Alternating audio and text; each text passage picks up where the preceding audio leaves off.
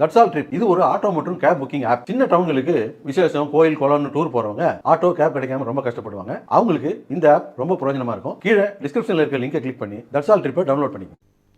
சிவகங்கை மாவட்டம் திருப்பத்தூரில் அமைந்துள்ள மாயி அம்மன் திருக்கோயிலில் உண்டியல் திருடு போன சம்பவம் அந்த பகுதி மக்களிடையே அதிர்ச்சியை ஏற்படுத்தி உள்ளது.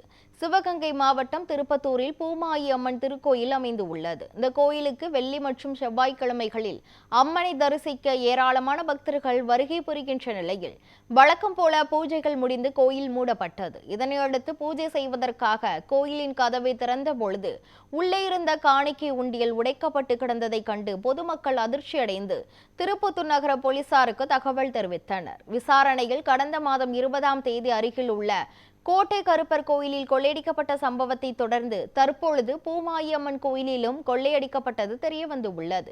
இந்த சம்பவம் அந்த பகுதி மக்களிடையே அதிர்ச்சியை ஏற்படுத்தி உள்ளது.